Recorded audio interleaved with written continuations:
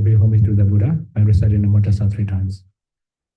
Namo Tassa Bhagavato Arahato Sama Sambuddhassa. Namo Tassa Bhagavato Arahato Sama Sambuddhassa. Namo Tassa Bhagavato Sambuddhassa. Today we have to start Kamsamicaccara.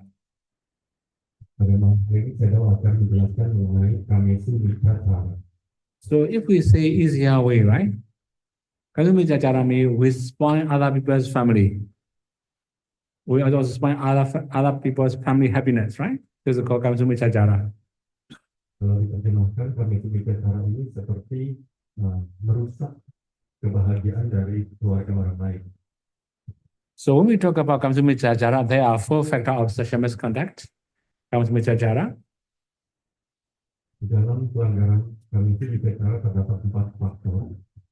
So when somebody had already accomplished these 4 factors, doesn't mean he break precepts. Sehingga jika seseorang telah secara sempurna, secara sepenuhnya melanggar 4 faktor ini, maka dia dikatakan melakukan pelanggaran Kamsamicaccara. Another one is Agamaniya Vatu. The person is inappropriate for sexual relations. Faktor yang pertama adalah agamaniya watu. Orang tersebut tidak pantas untuk hubungan seksual. So we have to elaborate this one later because this is very wide. Pero akan menjelaskan mengenai poin ini lebih lanjut kemudian karena ini agak luas bahasanya. Then 2, Sevanacita. There is an intention to engage in sexual misconduct. Faktor kedua adalah sewanacita, terdapat niat untuk melakukan hubungan seksual. Okay, here another is Payoga. There's an effort to engage in the act. Faktor ketiga adalah payoga, terdapat usaha untuk melakukan hubungan seksual. Okay, here when we say Payoga, it must be only bodily action. Bhavali, we cannot say this is a Kamsamicaccara. Jadi kalau disebut payoga, berarti ini hanya merujuk pada hubungan seksual secara tubuh, tidak bisa dilakukan secara ucapan. So that means by speech, there will be another issue. So here, by actions, that means people break these precepts. Kalau dilakukan dengan ucapan, ini merupakan hal yang lain lagi. Ini bukanlah sebuah pelanggaran sila ketiga, tetapi jika dilakukan dalam tubuh, seseorang tersebut melakukan pelanggaran sila ketiga. Oh, sorry, what happened? Sadhiyana, there is an enjoyment of the act. Faktor keempat adalah sadhiyana, terdapat kenikmatan dari melakukan perilaku tersebut. So all together we have these 4 factors. When somebody has already accomplished these 4 factors, then he break precepts. Jadi terdapat 4 faktor berikut ini untuk melakukan pelanggaran Kamsamicaccara. Ketika 4 faktor ini terpenuhi, maka seseorang melakukan pelanggaran tersebut. Okay, now we have to talk about Agamaniya Vatu. Saya akan lebih lanjut menjelaskan mengenai agamaniya watu. It will be very wide. Let me unsuitable or improper. It can be age limited. It also can be a guardianship. It can be sickness, many other reasons. Mengenai agamaniya watu atau orang yang untuk hubungan seksual ini dapat dijelaskan dalam beberapa kategori. Ada yang mereka karena masih berada di bawah umur, ada juga mereka yang dilindungi dan seterusnya. Okay, now we have 10 types of single women. 10 jenis perempuan single. So we can also say 10 types of women with guardianship. Atau bisa juga dikatakan bahwa 10 jenis perempuan ini masih berada di bawah perwalian.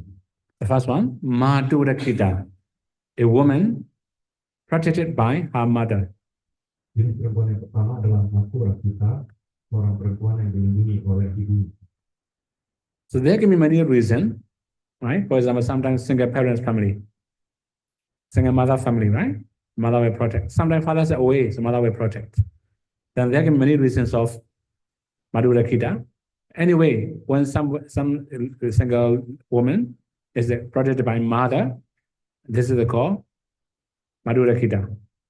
Ya, mungkin terdapat seorang perempuan atau gadis begitu yang karena kondisinya dia mungkin terpisah, begitu keluarganya bercerai, orang tuanya, sehingga dia mungkin tinggal bersama ibu atau ayahnya. Jadi kalau di dalam penjelasan Matura kita adalah di sini dia dilindungi oleh ibunya. Another one is Pidurakita, a woman protected by her father. Selanjutnya adalah Pitura kita, seorang perempuan yang dilindungi oleh ayahnya. So here also, it can be single father family. Mother's away, father protect the daughter. This is also possible. Ya, dalam kasus ini mungkin ayah dan ibunya bercerai sehingga dia tinggal bersama ayahnya. Jadi ayahnya harus melindungi anaknya atau perempuan ini. Okay, here in these two types of women, we can also say single parents family, or maybe one of them is not in the present. In this case, we can say guardianship of father or mother. Dari kedua jenis ini bisa dipahami bahwa mereka ini merupakan seorang perempuan dari keluarga yang keluarganya mungkin entah berpisah atau dia memang hanya tinggal dengan salah satu orang tuanya saja, sehingga jika dia tinggal bersama ayahnya karena mungkin ayahnya telah bercerai dengan istrinya, atau mungkin memang ayahnya tinggal sendiri, mungkin karena faktor alasan yang lain karena istri meninggal dan sebagainya. Nah, jadi mereka hanya tinggal dengan salah satu orang tuanya saja. Jadi dia disebut sebagai seorang perempuan yang sedang berada di bawah perlindungan atau perwalian. Now next one, Mata Pidurakita, a woman protected by both parents, for father and mother. Selanjutnya adalah Mata Pidurakita, seorang perempuan yang dilindungi oleh kedua orang tuanya, ayah dan ibu. So this one is clear already. I don't need to explain, right? Sudah cukup jelas sehingga saya tidak akan menjelaskan lebih lanjut. Because sometimes if we don't have any parents, then there will be another options. Bahadurakita, a woman protected by her brother. It can be younger brother, it also can be older brother. Mungkin ada seorang perempuan yang tidak memiliki orang tua lagi. Oleh karena itu terdapat faktor selanjutnya yaitu Bahadurakita, seorang perempuan yang dilindungi oleh saudara laki-lakinya. Bisa jadi saudara laki-laki yang lebih tua atau yang lebih muda. Then we may have another one. Bhagini Rakita, a woman protected by her sister. Selanjutnya adalah Bhagini Rakita, seorang perempuan yang dilindungi oleh saudara perempuan. Okay, here, that means there's no more parents, though they may have only older brother or older sister, and they will take care of their siblings, right? In this kind of case, you can say Bahadurakita and Bhagini Rakita. Mungkin terdapat seorang perempuan yang dimana dia tidak memiliki orang tua lagi, sehingga dia tinggal bersama saudara laki-laki atau saudara perempuan yang lebih muda atau lebih tua. Ini disebut sebagai Bahadurakita atau Bhagini Rakita. Okay, now we have Nyati Rakita, a woman protected by relatives. Selanjutnya adalah Nyati Rakita, seorang perempuan yang dilindungi oleh kerabatnya. So sometimes no parent, no more parents, no more brother, no sister, no brother, right? Then protected by other relatives, aunt or uncle or grandfather or grandmother, that kind of family member, right? Then they protect, this is called Nyati Rakita. Mungkin terdapat seorang perempuan yang dia tidak memiliki orang tua lagi, juga dia tidak memiliki saudara laki-laki ataupun saudara perempuan, tetapi dia masih memiliki paman atau bibi atau kakek dan nenek. Jadi kalau dia tinggal dan dilindungi oleh mereka, inilah yang disebut sebagai Nyati Rakita. Another one is Kota Rakita, a woman protected by her clans or ethnic group. Kota Rakita, seorang perempuan yang dilindungi oleh klan atau suku. So that it could depends on maybe nationality or lineage or something, right? Ya, dilindungi oleh mungkin orang-orang dari silsilah yang sama dengan dirinya. Okay, now next one. Dhamma Rakita, a woman protected by her fellow practitioners of Dhamma. Selanjutnya adalah Dhamma Rakita, seorang perempuan yang dilindungi oleh teman-teman praktisi Dhamma lainnya. Okay, here are a few things we have to talk about. Kota Rakita and Dhamma Rakita. So in the case of Kota Rakita, it also can be like an adopted daughter, adopted by somebody, right? Also can be. In the case of Dhamma Rakita, it can be a religious organization, take care of some orphan girls or something, right? This also can be considered as a Dhammarakkhita. Religious group, organization. Not only that, it can be any religion group also. Penjelasan mengenai kepala kita ini juga mencakup seorang perempuan yang diadopsi oleh keluarga lain. Juga kalau mengenai Dhammarakkhita, sebenarnya bukan terbatas penjelasannya hanya seputar dhamma, bisa juga misalkan seorang perempuan dia dilindungi atau dia di bawah perawatan, begitu oleh di bawah perawatan dari kelompok-kelompok agama tertentu juga termasuk di sini. For example, okay, now particularly here, Seyali, right? They are protected by Dhamma practitioners. For Buddhism, we can say Dhammarakkhita must be practitioners. For other religion, it must be protected by their religious leader or religious organization that they can be considered as Dhammarakkhita. Jadi kalau misalkan hubungan dengan Dhamma, saya memberikan contoh seperti halnya saya dilindungi oleh praktisi-praktisi Dhamma yang lain. Tetapi kalau misalkan hubungan dengan keyakinan yang lain, agama yang lain, mereka tentunya dilindungi oleh mungkin pemimpin agamanya atau organisasi keagamaan yang sehubungan dengan diri mereka. So we are going to talk about 10. Now we have already finished 8. Okay, we can recall. Mother, father, both parents, right? Or the brother, sister, 5, right? Now here are the relatives. Another thing is grouping, adoptive daughter or something like that, right? So the last one is Dhammarakkhita, right? So these are purely single. Okay, that means they are totally single women. Then we have number 9. It is Saraka, a woman under guardianship since born. Okay, there are some in India. We have that kind of culture. Since they were born, they have already engaged, and they have engaged since they were born, right? They cannot get with Saraka. Ya, dari 10 jenis perempuan yang saya sebutkan, 8 yang sudah dijelaskan itu adalah perempuan yang dilindungi oleh ibu, oleh ayah, oleh kedua orang tuanya, oleh saudara laki-laki, saudara perempuan, dan oleh kerabatnya, juga dilindungi oleh klan atau sukunya. Juga bisa dipahami bahwa mereka bisa berupa perempuan yang diadopsi oleh keluarga lainnya. Yang ke-8 adalah Dhammarakkhita, seorang perempuan yang dilindungi oleh praktisi-praktisi Dhamma yang beraliran dengan dirinya.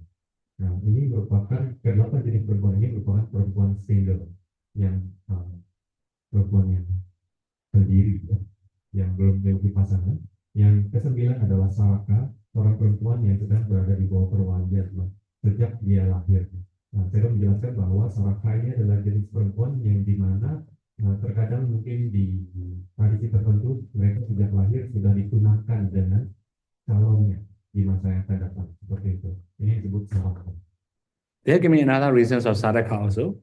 That means there are some worthy men and they were buying the girl. Since she was a very little girl, or maybe since she was born, that kind of case also can be considered as a Saraka. Terdapat kondisi yang lain mungkin untuk menjelaskan Saraka ini. Nah, seperti contohnya terdapat seorang yang kaya yang mereka membayar atau seperti seolah-olah membeli seorang perempuan begitu sejak mereka masih kecil atau sejak mereka mungkin baru lahir, mungkin juga bisa seperti itu.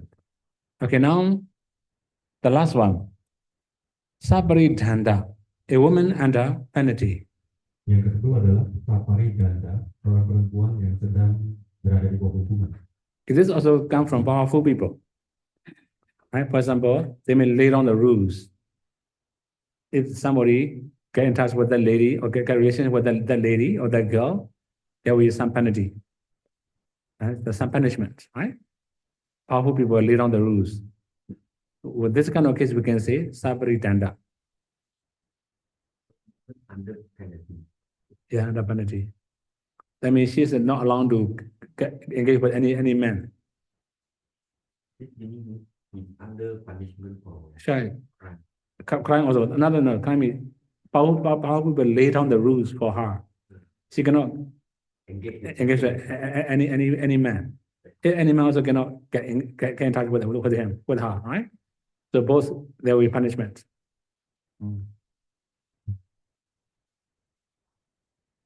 No, not lover, right?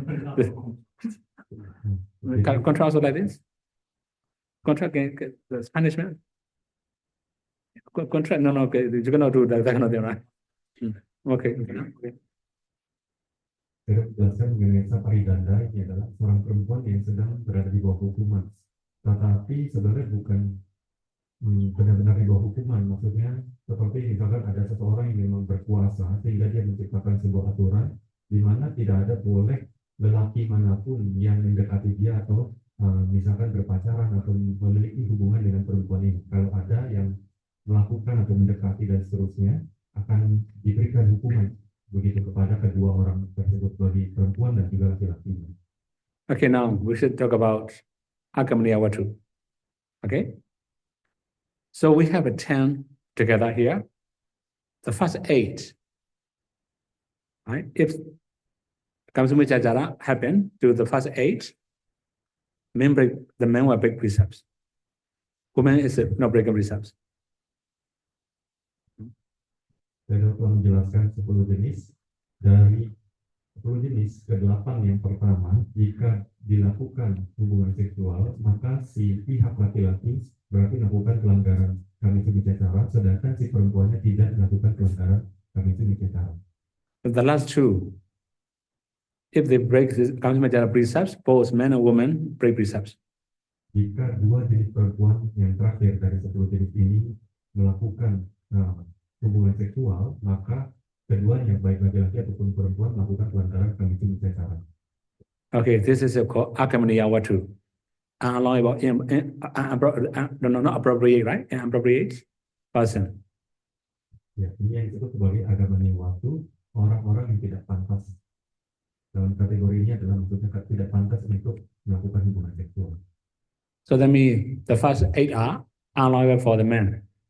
Right? Second 2, the last 2 are allowable for both men and women. Jadi secara singkatnya, dari nomor 1 sampai 8 itu tidak boleh dilakukan oleh laki-laki, begitu. Dan 2 yang terakhir tidak boleh dilakukan oleh keduanya, baik laki ataupun perempuan, karena bisa menyebabkan pelanggaran karena kebijakan. Okay, now we have another one. 10 types of wife. Selanjutnya adalah 10 jenis istri. Okay, when we talk about 10 types of wife, it will be funny for you because there's a different types of wedding system, ancient time. Now modern society will be more than that also. Now current conditions are very messy, right? Different country, different culture or wedding system. That's why it will be very messy. Jenis istri yang akan dijelaskan ini akan berbeda dengan apa yang kita pahami di zaman modern seperti sekarang ini, karena di zaman modern sekarang terdapat perubahan kebudayaan dan seterusnya sehingga mungkin akan lebih rumit daripada yang dijelaskan selanjutnya oleh saya. Okay, the first one, Dhanakita. A wife brought with money.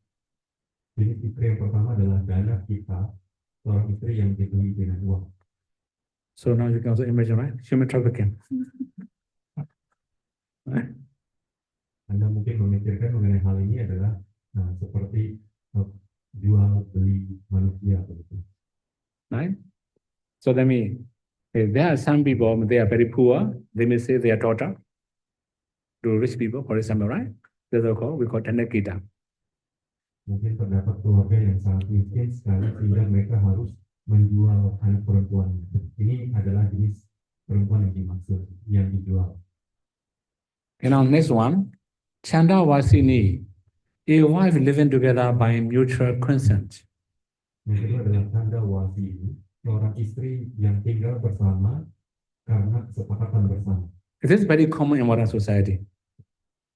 That means if boy and a girl fall in love, then they will live together.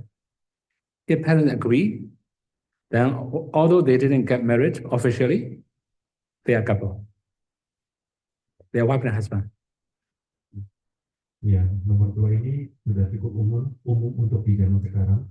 Mungkin terdapat perempuan dan laki-laki, mereka berdua saling jatuh cinta, lalu mereka memutuskan untuk tinggal bersama sesuai dengan kesepakatan mereka. Jadi sekalipun mereka belum menikah secara resmi, tetapi karena kedua orang tua mereka menyetujui mereka untuk tinggal bersama, maka ya mereka disebut sebagai pasangan atau So actually, I was born in Myanmar, so this is not very familiar with me. When I go to Europe, when I start realizing without marriage, even they have 2 or 3 children, they don't get married. Ketika saya masih berada di Myanmar, saya tidak begitu memahami mengenai hal ini. Tetapi ketika saya pergi ke Eropa, saya memahami bahwa terdapat memang orang-orang di mana mereka tinggal bersama dengan pasangannya, bahkan memiliki 2 atau 3 anak tanpa menikah sekalipun. Okay, briefly, although they say that my wife or my girlfriend, right? If they have children already, in this case, according to Buddhist tradition, they are couple, right? Obviously they are not wife and husband, right? According to Buddhist tradition, they are wife and husband already. Ya, jadi sekalipun mereka menyebut dirinya sebagai seorang istri atau pacar begitu, tetapi mereka sudah memiliki anak dan seterusnya, mereka secara Buddhis disebutnya sebagai sebuah pasangan. Mungkin seperti halnya seorang suami dan istri, walaupun secara resmi, secara hukum mereka belum terdaftar sebagai suami dan istri. The parent disagree. Disagree with the previous group. Madhura Kita. The previous group, all listen. Protected by father, mother. I mean, the Sure. China wasn't the same. the man and woman consent here. Sure. They need the consent to prohibit. Sure, I know. If parents disagree, this is it go to previous group. Okay, no, this is not. Because of commission bicara also, right? Okay. Yeah. Next one. Okay. Bhoga Wasini. A wife living together due to wealth or traditional royal marriage. Selanjutnya adalah Bhoga Wasini, seorang istri yang tinggal bersama karena kekayaan atau karena tradisi pernikahan seperti di pedesaan. So yeah, in this case, although we say Bhoga Wasini, it doesn't mean very, very valuable things. It can be like a furniture. Furniture, right? Or maybe, for example, like the imam will give furniture to the guest house, guest family. Then the family parents give their daughter to wealthy men, right? That kind of case can be considered as Bhoga Wasini. Jadi penjelasan Bhoga Wasini adalah seperti contohnya terdapat seseorang yang kaya, mereka memberikan furniture seperti itu, perlengkapan rumah yang mungkin berharga. Nah, dia memberikan kepada sebuah keluarga begitu, dan sebagai mungkin balasannya atau gantinya dia akan menyerahkan anak perempuannya untuk menjadi istri dari si keluarga yang memberikan furniture. Okay, now we have to move to the next one. Pada Wasini, a poor wife living together for clothing. Selanjutnya adalah Pada Wasini, seorang istri yang miskin yang tinggal bersama demi pakaian. I think now modern society is more right, like this. And many mystics, they will approach worthy men for beautifying their body, nicer clothes, leisure lifestyle, right? For this purpose, right? Although they are not officially married, then they also called Pada Wasini. Mungkin saya berpikir bahwa perempuan jenis ini juga cukup banyak di zaman sekarang ya.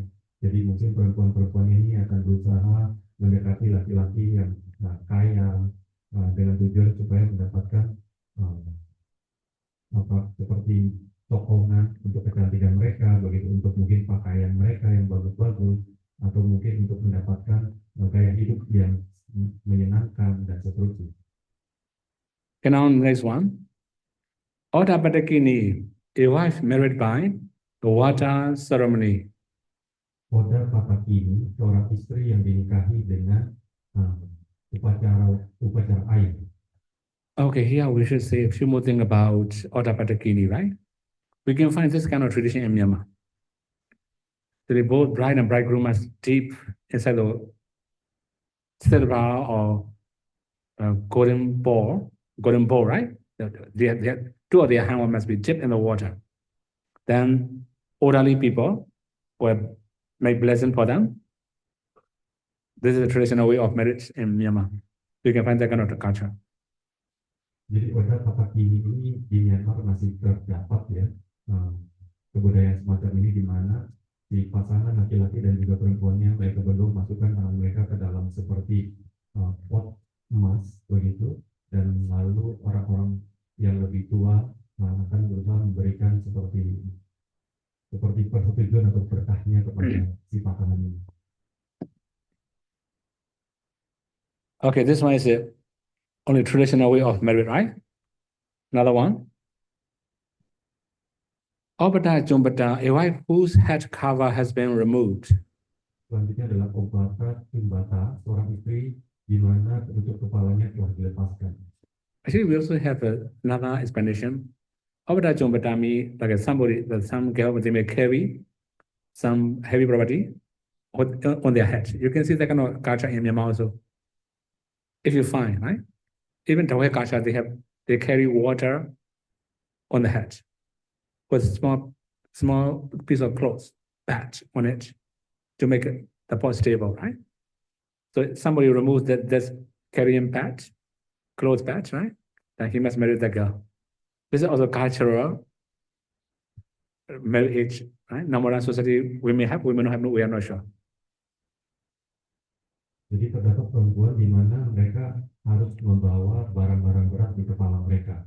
Oleh karena itu mereka harus meletakkan semacam potongan kain begitu di atas kepala mereka untuk melindungi kepala mereka dan juga supaya bisa membuat barang yang di atas kepala mereka itu menjadi stabil ketika dibawa. Mungkin perempuan-perempuan yang memakai kain atau penutup kepala ini Anda masih bisa temukan di Myanmar, atau mungkin di Dewey juga masih terdapat orang-orang yang masih menggunakan penutup kepala. Tetapi dan ketika ada seseorang yang mengambil atau melepaskan penutup kepala tersebut, maka dia harus menikahi si perempuan. Tetapi saya tidak yakin apakah di zaman sekarang jenis tradisi yang semacam ini masih ada atau tidak. Okay, if we say this one, in modern society, we are not sure they have or not.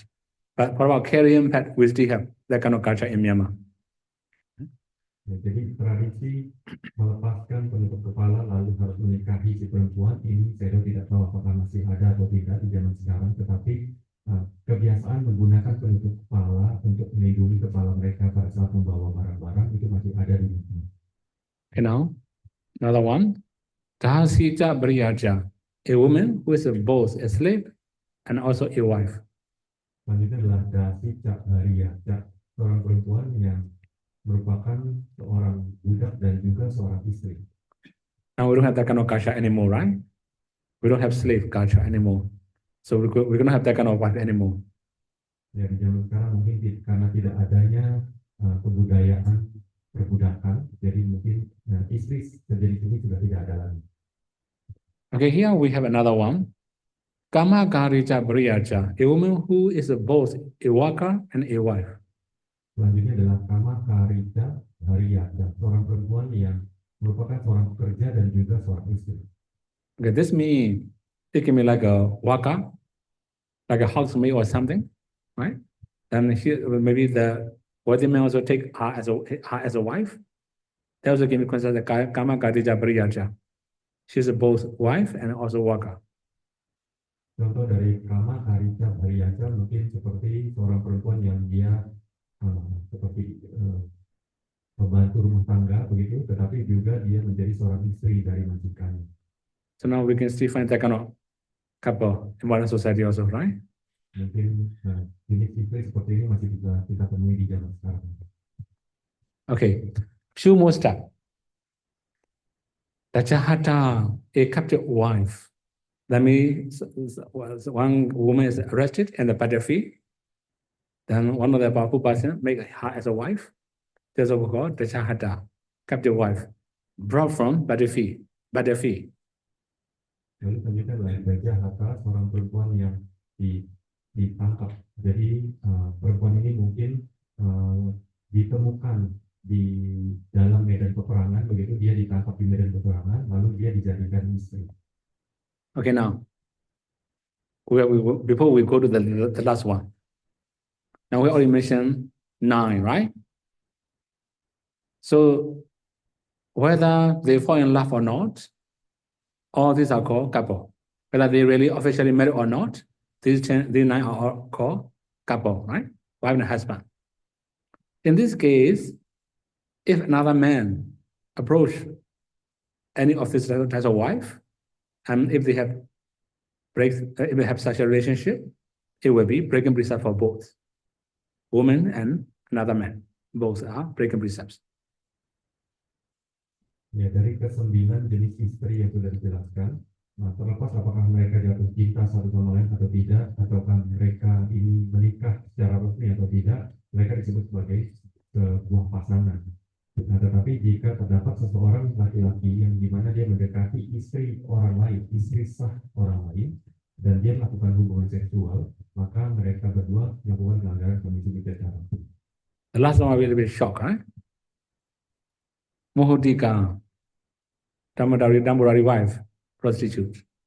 Lalu jenis istri yang terakhir adalah Muhutika, seorang istri sementara atau seperti pelacur. Okay, why is it possible, right? Okay, one more thing. In this case of prostitution also, for example, the Kami have already accept one proposal from one man. She has got money, for example, from one man, appointment or dating something, right? She's going to take with a man. So second man appear and interfere, right? So before she start for the first man, if she start second man, both men and women pay precepts. Ya, saya sudah menjelaskan mengenai Muhutika ini adalah misalkan ketika terdapat seorang perempuan di mana dia mungkin sedang berkencan begitu dengan seorang laki-laki, atau dia sudah memiliki persetujuan begitu mengenai hubungannya dengan seorang laki-laki, tetapi setelah itu muncul pria kedua. Sebelum si perempuan ini melayani lelaki yang pertama, dia melayani lelaki yang kedua, maka kedua orang ini, laki-laki yang kedua dan juga perempuan ini melakukan pelanggaran Komisi Bijaksana. So these are 10 types of women. You can say 10 types of wife. Ya, dari ke-10 hal yang sudah dijelaskan adalah 10 jenis istri. Although here we say 10 types of wife, according to Buddha's time, now modern society will be very messy. Different part of region, different ethnic group have different types of marriage system. It will be very messy, right? Ya, walaupun disebut sebagai 10 jenis istri, karena kalau di zaman sekarang sudah terdapat banyak perubahan karena perbedaan sistem pernikahan di masing-masing daerah atau masing-masing negara, makanya akan berbeda penjelasan atau cara memahami. If you wish to know more in detail, search in the YouTube. You can find many different culture of marriage. Ya, kalau Anda tertarik untuk memahami lebih jauh lagi, Anda bisa cari di YouTube. Terdapat banyak sekali jenis-jenis pernikahan di sana. So when I study this kind of consumer chachara, I have to search many things in modern society. I cannot calculate many new cultures. Ya, pada saat saya pelajari mengenai kami itu bicara juga saya harus mencari banyak sekali informasi begitu di dalam masyarakat, karena kalau di zaman sekarang itu banyak kebiasaan atau kebudayaan yang baru. For example, in India also, right? Previously their caste system is very strong in India. We also have that kind of perception. When I really go to India and ask some young generation, then they also say very simple. Now modern society, they also don't do wedding ceremony. They go to the office, sign, finish. Very easy, right? We don't have that kind of culture in the list here. Ya.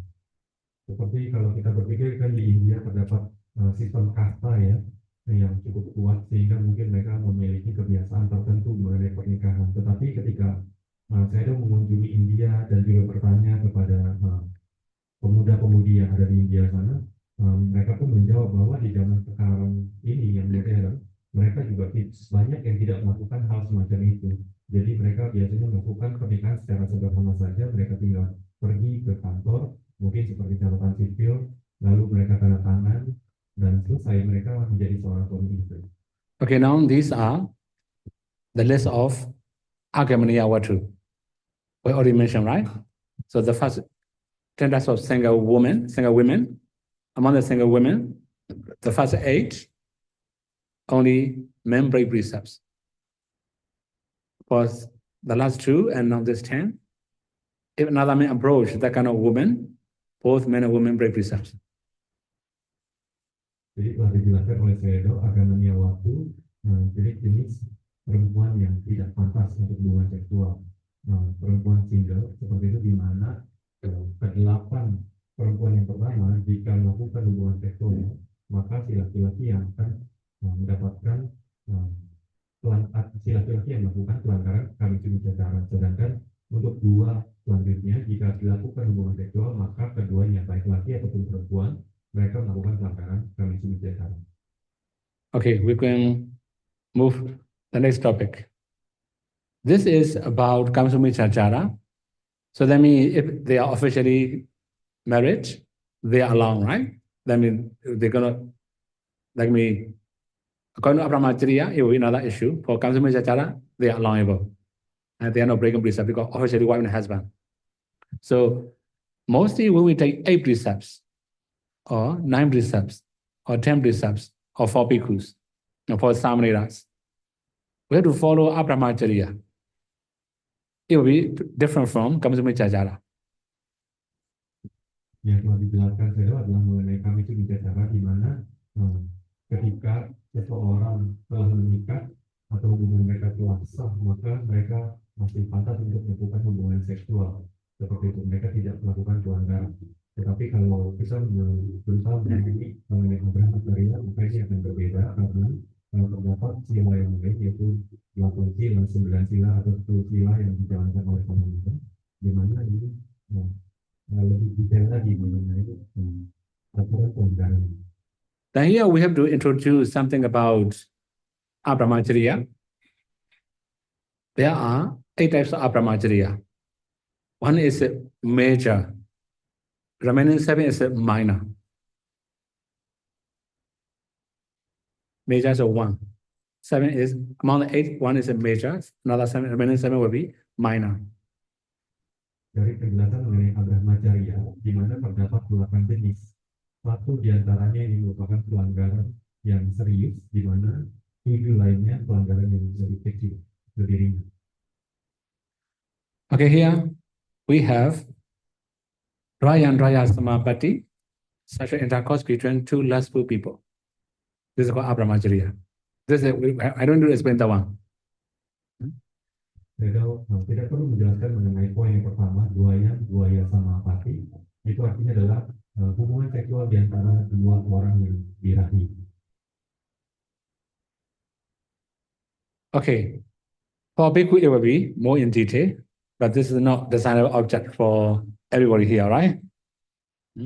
Dan untuk para bhikkhu penjelasannya ada lagi yang lebih detail. Sebenarnya mungkin untuk dijelaskan di sini agak kurang baik, kurang pantas. If you want to know more in detail, read Vinaya. Right? Ya, kalau Anda ingin tahu lebih mendetail lagi, Anda bisa baca buku ini. Okay, this one is very clear already, right? This is major Abramacharya. Ya, poin yang pertama ini merupakan pelanggaran yang serius, yang berat dari aturan Abramacharya. Then when we talk about minor Abramacharya, the first one, here, Ucharanam, massaging or rubbing. Poin yang pertama adalah pelanggaran yang serius. 7 yang akan dijelaskan selanjutnya adalah pelanggaran yang minor, yang kecil, yaitu ucharanam, memijat atau menggosok. So if somebody touch opposite sex with lustful mind, any kind of bodily contact can be considered as ucharana here.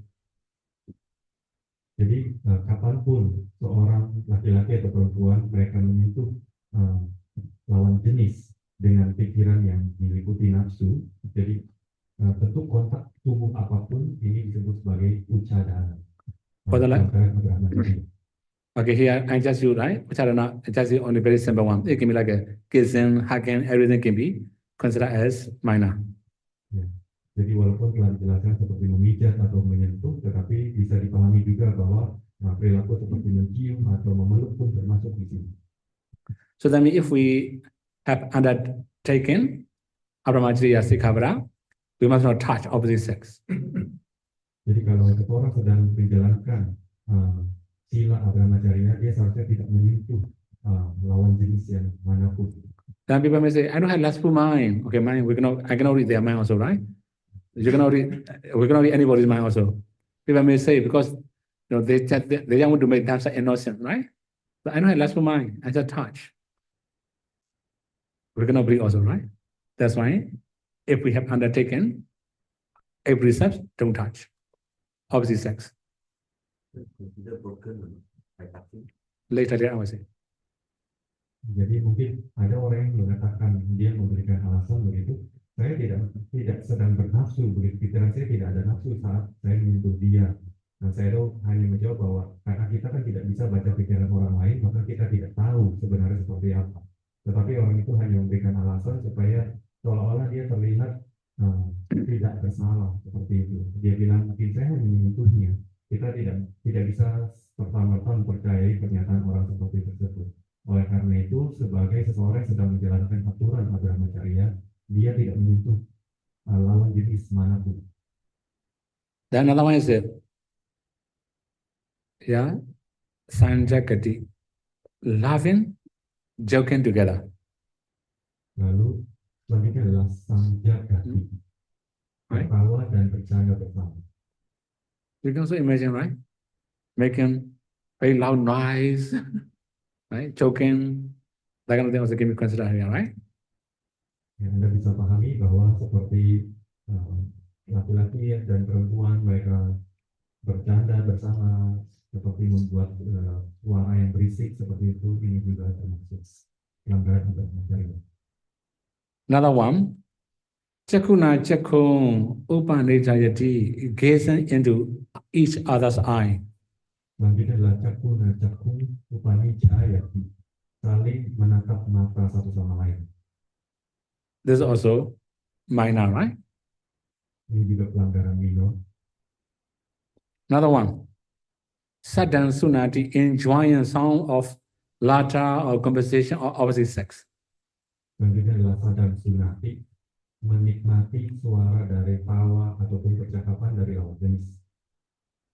Okay, sometimes like, for example, even phone contact to opposite sex, right?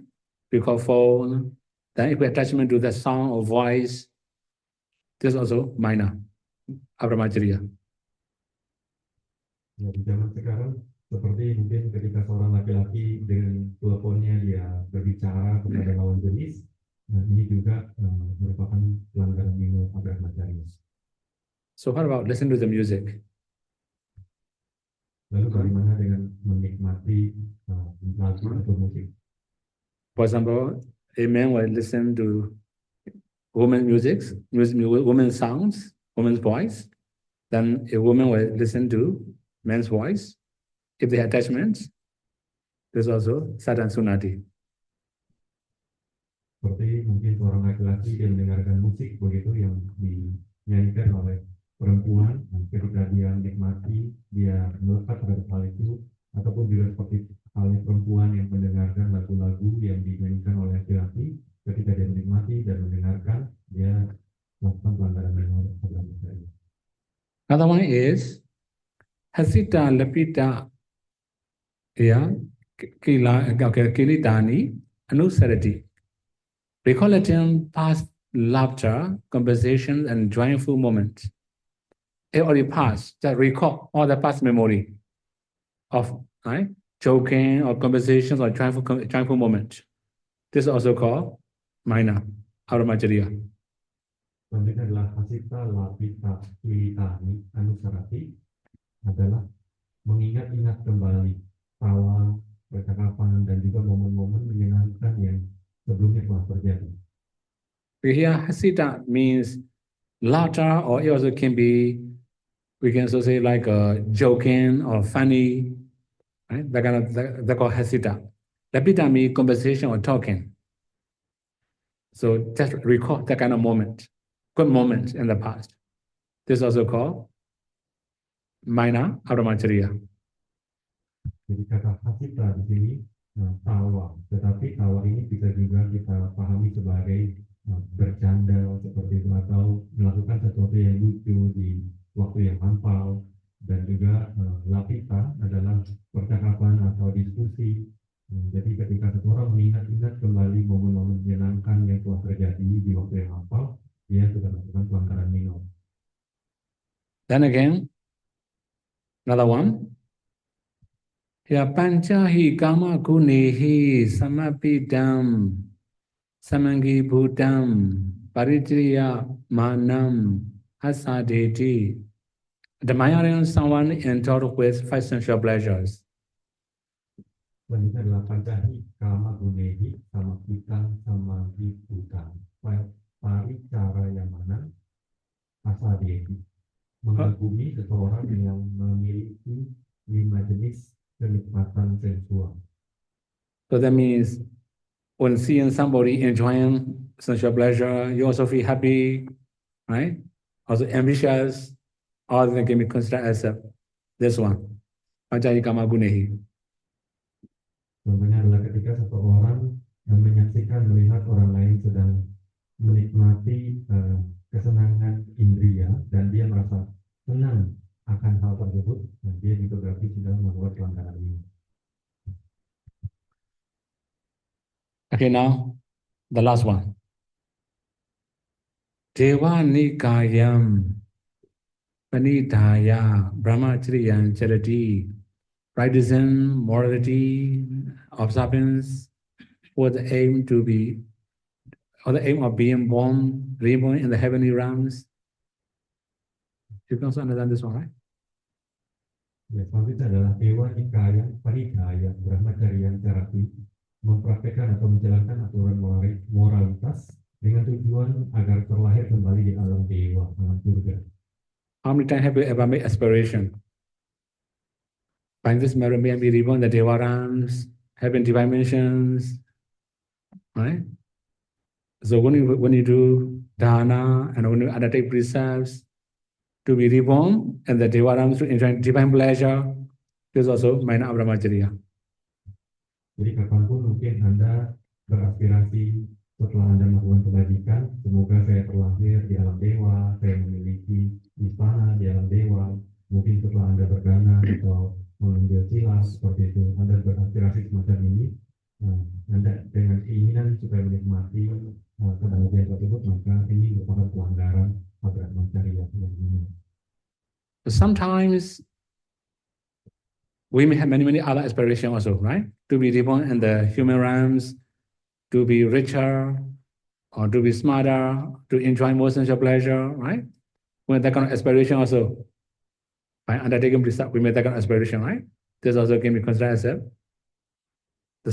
the last one. Ya, jadi kapanpun mungkin Anda memiliki aspirasi yang lain setelah melakukan kebajikan, seperti semoga saya terlahir menjadi orang kaya di kehidupan selanjutnya, atau dan seterusnya yang bisa Anda nikmati hubungan dengan kenikmatan indria seperti itu, maka Anda sebenarnya sudah melakukan pelanggaran minor atau Brahmacharya. Okay, now again, when we talk about Kamsumicachara, then this is an unlawful person, right? But in the case of Brahmacharya, unlawful person, it doesn't matter. We must not do it. So another thing is that if we say major, that means we break precepts. If we say minor, it doesn't mean we break precept, but we make the precept weaker. No, some precepts. Dalam penjelasan kami itu Kamsumicachara, itu merupakan orang-orang yang merupakan perilaku yang seharusnya dihindari dan tidak boleh dilakukan sama sekali. Tetapi dalam penjelasan Brahmacharya, maka di sini terdapat satu bagian di mana merupakan pelanggaran berat yang sama sekali tidak boleh dilakukan. Yang jika dilakukan maka dia berarti telah rusak sila Brahmacharya. Tetapi terdapat 7 poin yang telah dijelaskan juga oleh Sayadaw, di mana itu adalah pelanggaran minor. Dia melakukan pelanggaran tetapi tidak rusak silanya, tetapi silanya hanya menjadi lemah saja. Okay, so these are about Kamsumicachara and Brahmacharya. Right? So from time to time, we may undertake 5 precepts. We also have 8 precepts, 9 precepts, 10 precepts. According to the condition, we must practice differently. Ya, jadi telah dijelaskan oleh Sedo mengenai Kamsu Bijaksara dan Abrahmacharya. Jadi Anda juga mungkin sudah mengetahui bahwa terdapat banyak aturan moralitas. Anda bisa menjalankan mungkin 5 sila, 8 sila, 9 sila, atau mungkin dan selanjutnya 10 sila. Itu Anda bisa jalankan tergantung dari kondisinya yang memungkinkan untuk Anda bisa lakukan. So we have already known 3 wrong actions. Panadipada, Adinadana, and Kamsumichachara. These are called 3 body wrong actions, right? Jadi Anda sekarang sudah mendengarkan mengenai 3 jenis perilaku salah melalui tubuh, karena telah dijelaskan mengenai Panatipata, Adinadana, dan juga Kamsumichachara. Then, when we talk about 8 precepts, Kamsumichachara must be gone, right? We go to Abrahmacharya. Dan ketika Anda mengambil atau menjalankan latihan 8 sila, maka tidak ada aturan Kamsumichachara, di mana ini telah digantikan menjadi aturan Abrahmacharya. Then in modern society, we don't have that kind of culture. At the time of the Buddha, then there are some single lady or single man. They will take 5 precepts, but they don't use Kamsumichachara. They just undertake Abrahmacharya. They are single. They can do it. So 5 precepts, just replacement as Abrahmacharya, right? So that kind of thing called Kumari Ubosatha. Kumari Panchakasila, right? That means a single man or single woman can do that kind of things. Buddha also have. Jadi kalau di zaman sekarang begitu, di mana masyarakat modern seperti sekarang, mungkin kebudayaan ini mungkin sudah mulai sedikit. Kalau di zaman Sang Buddha terdapat kebudayaan atau kebiasaan di mana seorang perempuan yang di mana mereka hanya tinggal sendiri, mereka tidak menikah, tidak memiliki pasangan, mereka menjalankan praktek 5 sila, tetapi sebenarnya tidak hanya perilaku Kamsumichachara yang dia tidak lakukan, tetapi dia malah menjalankan praktek Abrahmacharya. Begitu. Perempuan atau laki-laki yang menjalankan praktek moralitas seperti ini disebut sebagai kumari. Okay, so Kumari Kumara, sure. Okay, another thing. Kumara Brahmacharya we call in Bali, right? Kumara Brahmacharya or Kumari Brahmacharya, right? Ada kumari Brahmacharya atau kumara Brahmacharya. Okay, the main thing is sometimes we can also undertake Abrahmacharya, even like especially as a lay person, right? And you can live alone. For example, few days you can do Abrahmacharya Sikabra. So for about single people, right? They can do Abrahmacharya Sikabra anytime. Ya, sebagai seorang umat awam berumah tangga, Anda juga bisa menjalankan latihan Abrahmacharya. Sekalipun Anda sebenarnya sudah memiliki pasangan, jadi mungkin Anda berusaha untuk menjalankan latihan ini dalam waktu beberapa hari ataupun sesuai dengan keinginan atau kemampuan Anda. Nah, tetapi jika seseorang yang single tidak memiliki pasangan, dia bisa saja menjalankan praktek Abrahmacharya ini seterusnya untuk waktu yang sangat lama. So you can rearrange the order, right? Panatipata Vedamani, Adinadana Vedamani, Abrahmacharya Vedamani, Musavara Vedamani, Sulamita Vedamani. 5 precepts, the same 5 precepts, just changing the rule. Ya, jadi Anda bisa seperti menjalankan atau mengambil latihan sila Pancasila, tetapi Anda menjalankan Kamsumichachara sebagai Abrahmacharya. Then we also have another tradition. We can find that kind of tradition in Sri Lanka. 5 precepts. After that, in the place of Musavara, they add all the Vajitu Charita, wrong speech. Altogether 8 again. We call Ajivatamaka Sila. Jadi terdapat juga kebiasaan di Sri Lanka di mana mereka mengambil 5 sila, tetapi pada saat mereka membacakan atau mengambil sila musawada, mereka juga mengambil sila-sila yang lain yang sehubungan dengan ucapan yang salah. Ini disebut ajiwaka tamaka sila. Okay, so now, today we just finished 1 precept, right? So tomorrow we have to go to Musawara. I don't know, I can finish all the wrong speech here or not, right? But I will try my best to finish everything, right? If I say very much in detail, also it will take very long time. Actually, what about automatically also there are many other things we can know, right? That's why I think this is the good enough for today Dhamma talk.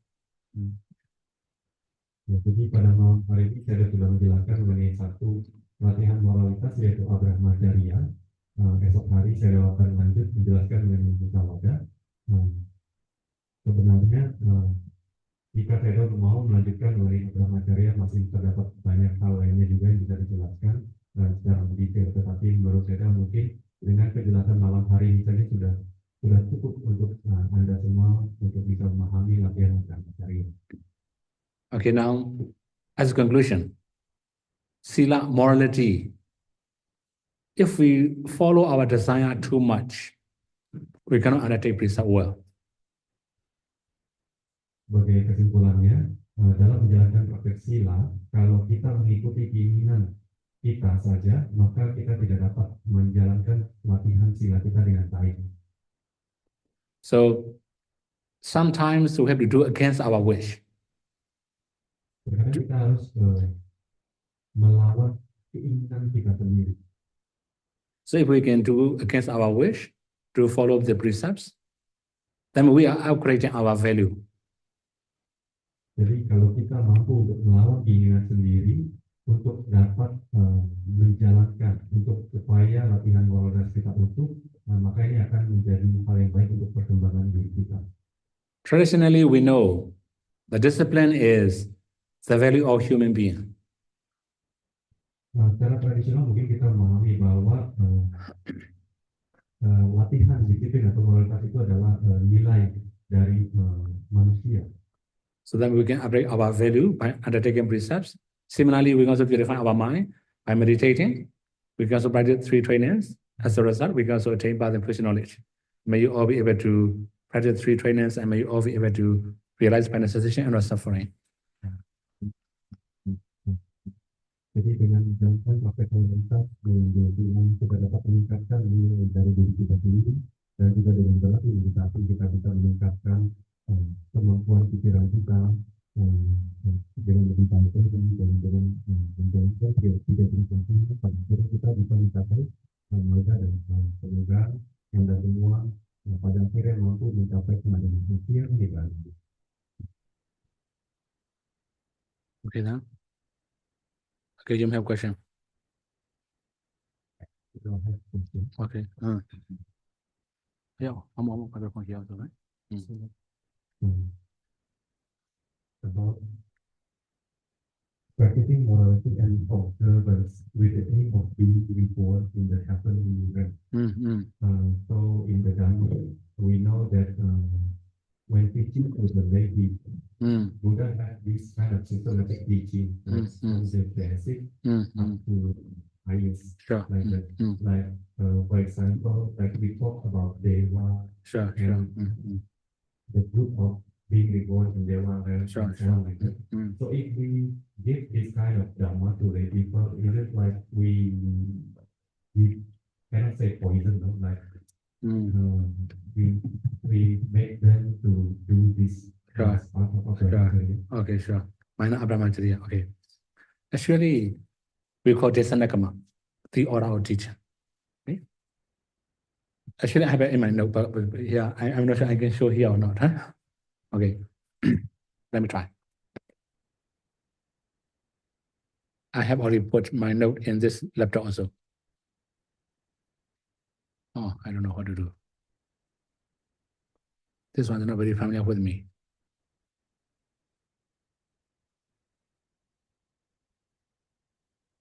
Okay.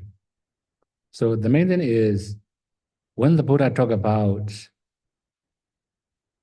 the Dana Katha, talk about Dana, right? And then Sila Katha, talk about morality.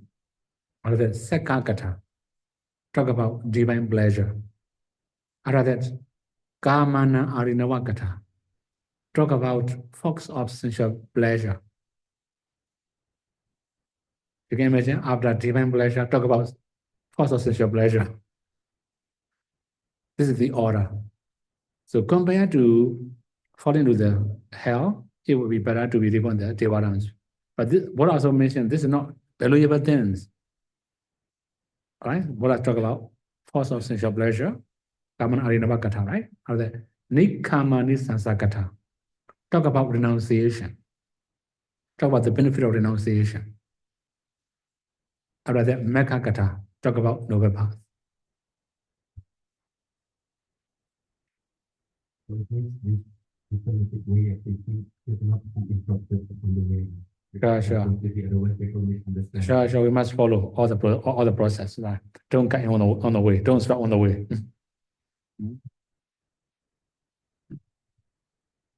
Yes, tentang tentang mengenai poin atau pilihan pasti ada kemudian kita menggunakan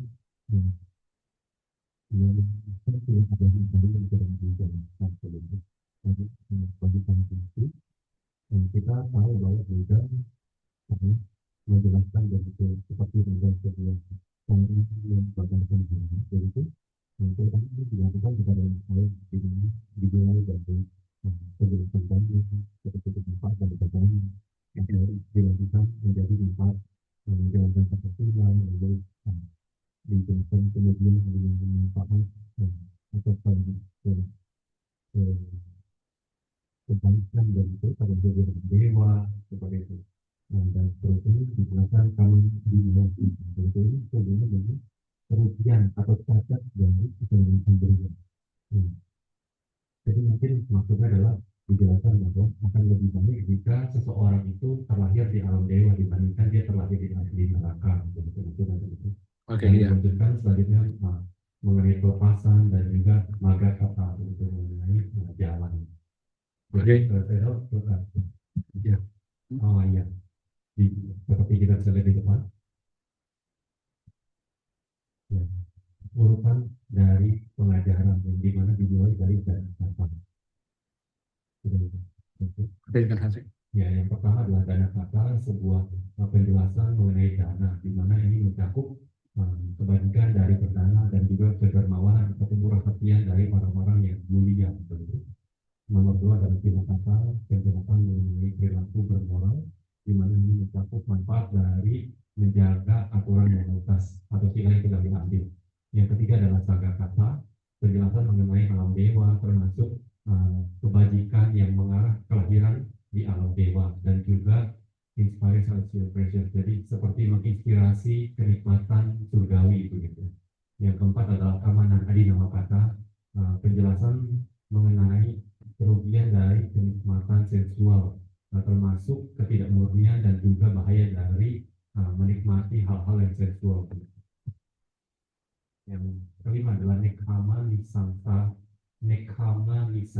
kata. Nah, ada penjelasan mengenai manfaat dari pelepasan, termasuk manfaat dari meninggalkan kenikmatan indria. Nah, ya udah. Dan itu adalah setelah kelima jenis ini, Sang Buddha lalu biasanya membabarkan mengenai samukam sika di sana, di mana ini adalah seputar 4 kebenaran mulia. Dukkha, samudaya, nirodha, dan moksha. Okay. Is it good enough, right? Yeah. Another question?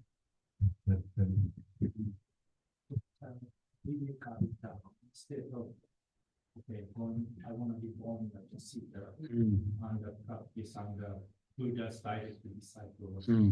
Instead, he would just make a wish for renunciation and practice. Is it better? Sure. Okay.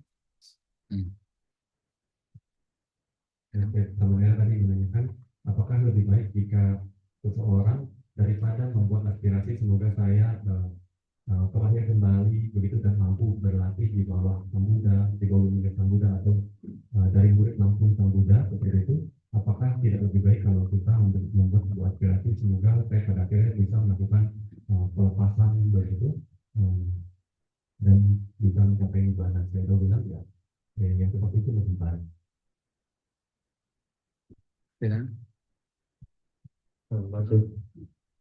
About the material.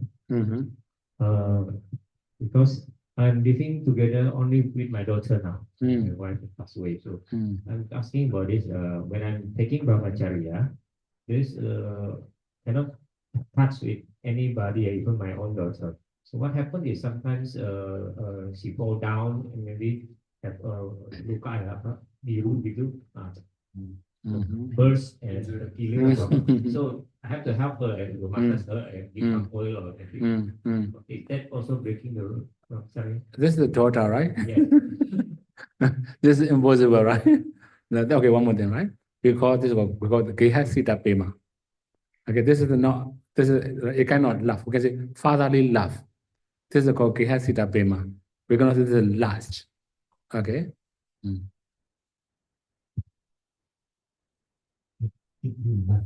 There should be lust. Fatherly love is different, right? We call Gehasita Pema. We can say family love. This is Gehasita Pema. Wife and husband is another. Right? Parents and children are another.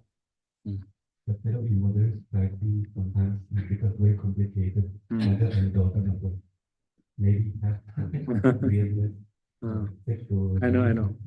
So this also still possible.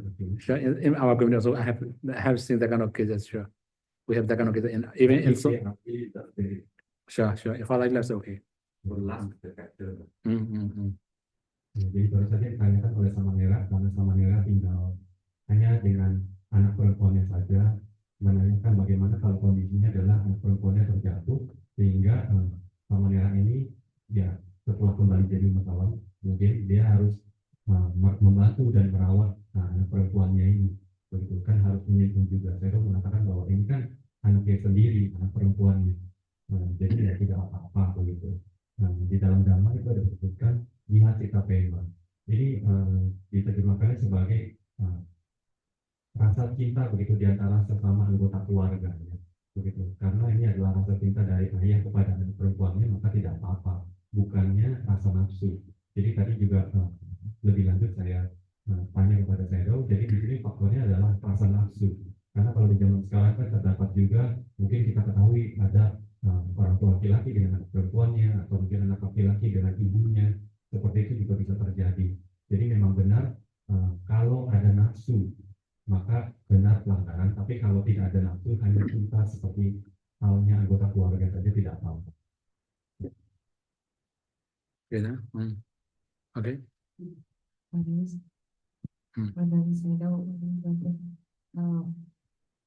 Berarti Bante mau tanya kalau misalnya kita praktek brahmacharya tapi harus ke dokter yang berlawan jenis atau ke sinse gitu yang perlu dipegang dengan akupuntur atau apalah gitu ya, kan nggak ada las, itu berarti tidak melanggar gitu ya.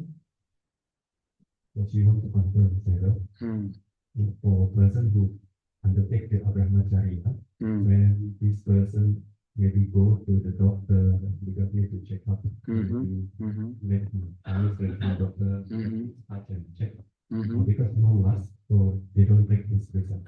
Sure, this is no result. Sure. Nggak ada yang bilang. Oke.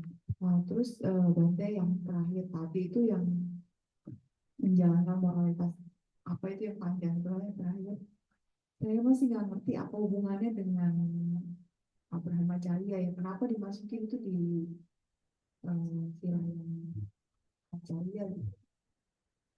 Tolong lebih dijelaskan. You don't understand why the point number 8, practicing morality with the aim of being reborn in heavenly realm, put into the brahmacharya definition. Okay, so that means you are planning to enjoy sunshine pleasure in the future, right? Right?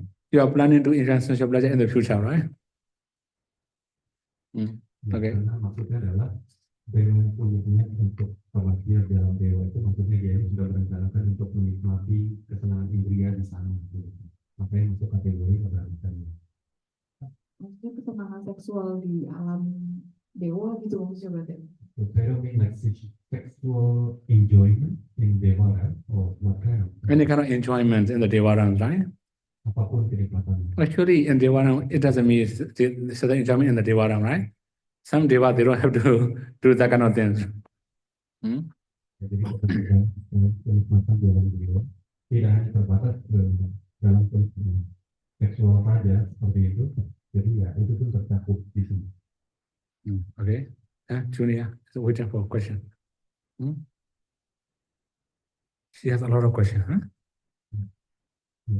Ada another many things she must order. Dipersilakan. Okay.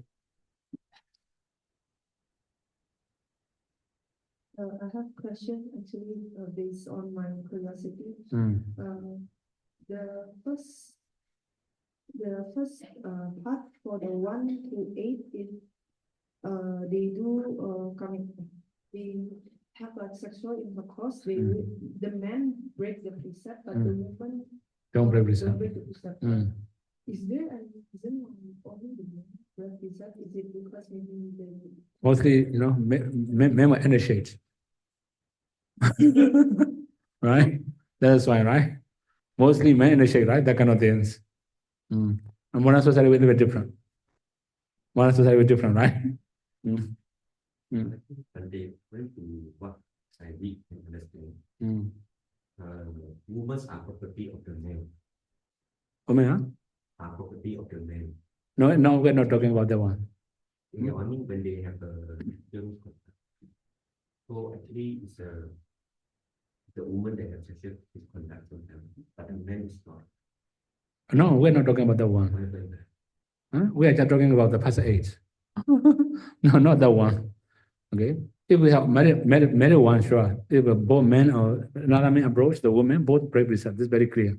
We are talking about the first 8, right? Not the one. The best type of single woman. Yeah. No ownership, only guardianship. We're gonna say, right? Only men break precepts. So what I mean is when both are consensuous, but the mother or parents or guardian or whoever is not agreeable, then actually both are committed sexual misconduct. Not only the men is committed. Maybe some mistake, maybe. We're gonna say like that, right? So actually, okay, many men will say, right? The first 8 is unfair. Many people say, right? Unfair, right? Okay, second group, also unfair for women. Right? So that means there are many issues like that. Okay.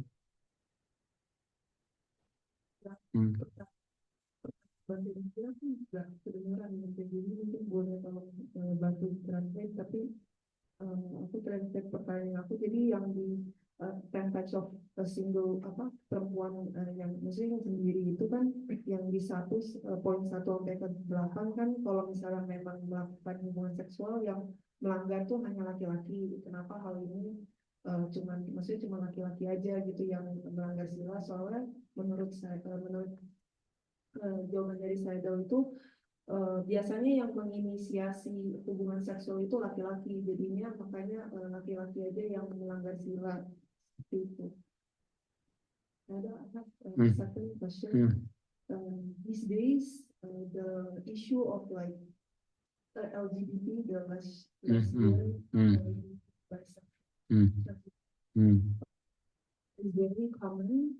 And so some even like have like same gender marriage I know. or like same gender. Sure. So, included inside the Kamusu Vipassana.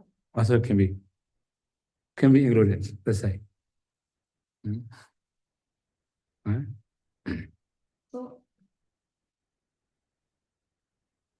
So as long as like both of the same gender they are consent with each other, and maybe they are married by, I don't know, they make agreement by themselves. It's if they have sexual intercourse, it's Another not one. breaking the council. Sure. They maybe like Another one. change. Sure. Sure. Let's say. Okay.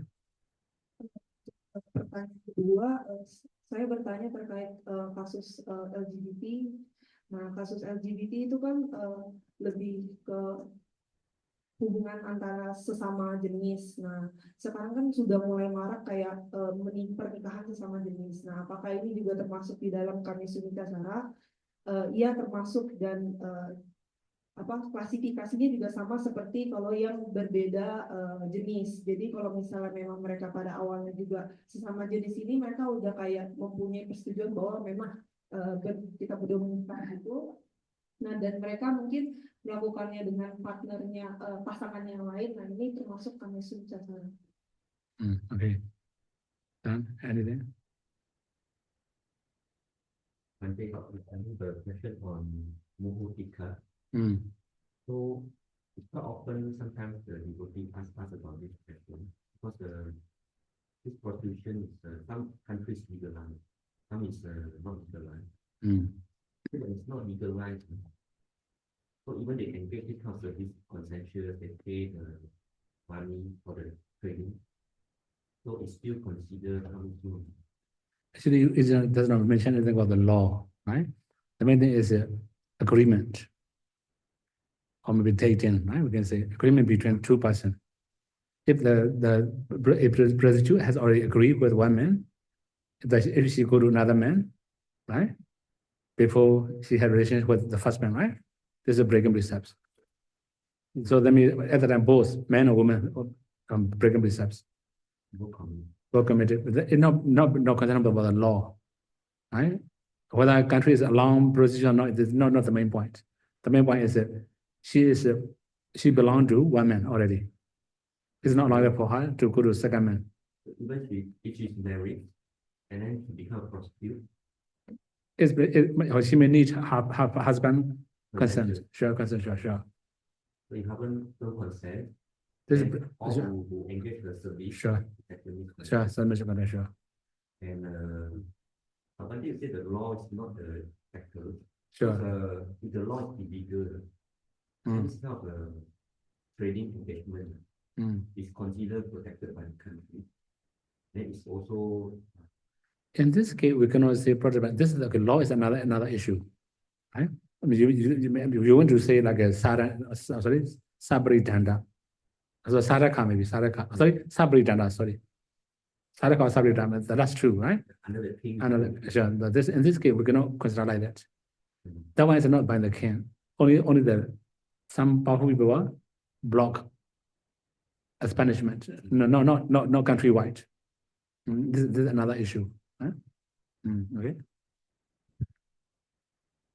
Jadi tanyakan barusan terkadang dari negara yang mereka melegalkan praktek prostitusi di negara mereka, ada juga negara yang tidak melegalkan praktek prostitusi. Lalu bagaimana kalau yang dilegalkan mungkin kan orang sudah menganggap bahwa itu bisa dilakukan sehingga ya tidak melanggar kami sebagai rasa. Tetapi bagaimana dengan negara yang tidak melegalkan praktek prostitusi? Apakah orang ini juga laki-laki maksudnya tidak boleh mendapatkan servis dari perempuan pelacur tersebut?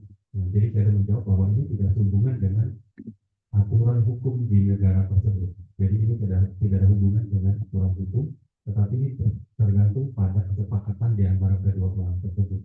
Terlepas daripada negara tersebut mengizinkan atau tidak adanya praktek prostitusi atau pelacur, kalau keduanya setuju, maka si perempuan berarti termasuk dalam kategori istri yang merupakan istri sementara atau pelacur seperti itu.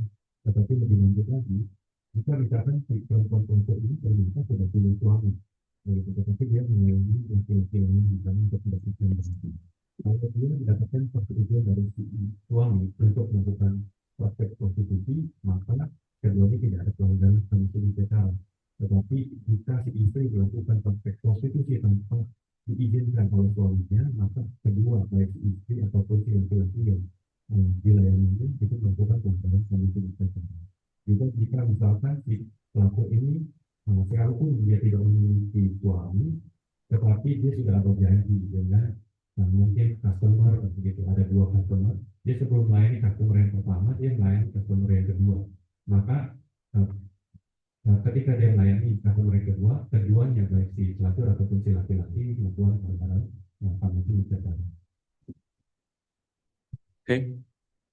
No question. No, this is William. In other religion, it's allowed a man to have maybe 4 wives. So as long as he didn't read any of the 10 rules, Mm. and the wife Mm. agreed Mm. to have another wife. Mm. Mm. So he didn't commit any. So the wife agree already, right? Okay. Mm. Jadi pertanyaan tadi sudah ada terjadi ya, dan itu berdasarkan keyakinan ini diizinkan untuk memiliki istri. Jadi sudah ini istri lain mungkin mengizinkan tuan untuk mendapatkan perempuan yang lain untuk sebagai istri tuan itu, maka apakah diperbolehkan begitu tidak ada konsentrasi dan itu jelas kemudian nanti istri yang lain sudah juga tidak ada di dalamnya. Yeah. Okay. One more question there also. Many questions I know.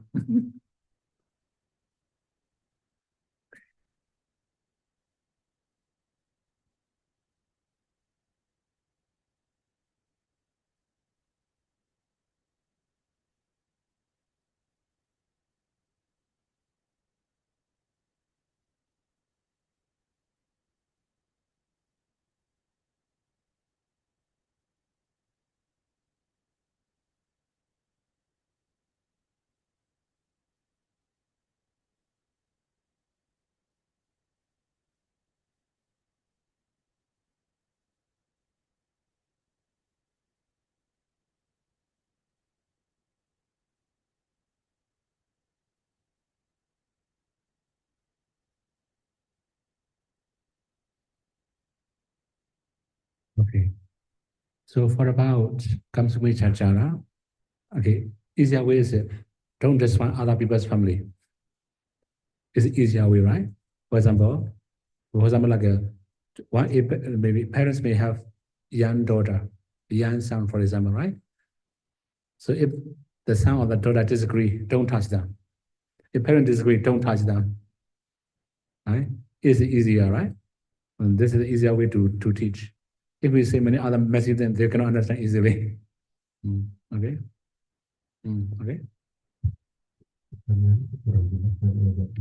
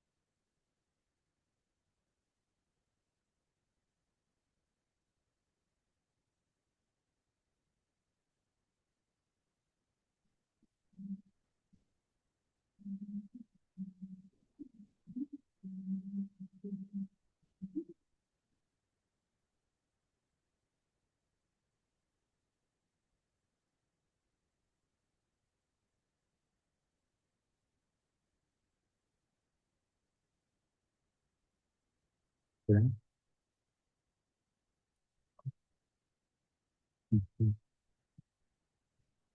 I would like to ask the karma effect of breaking the Kamisumi Sasana precept.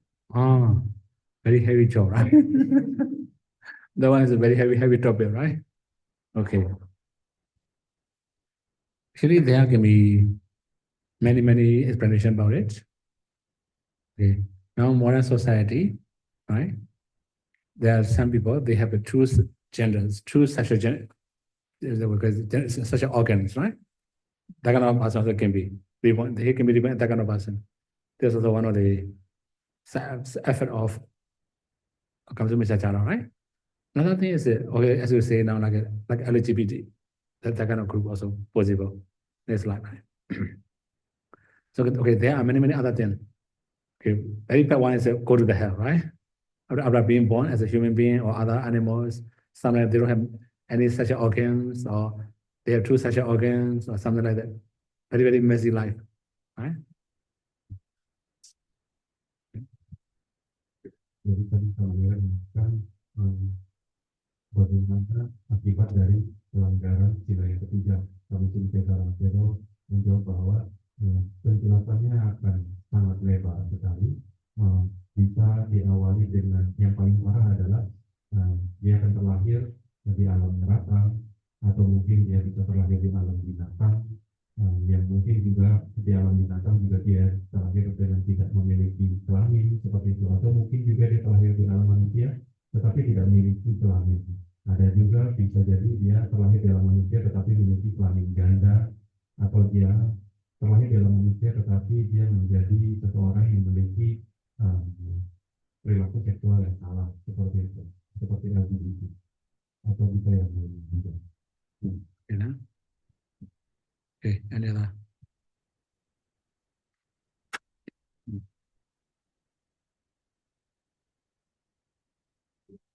Wandami saya tahu, Wandami Bante.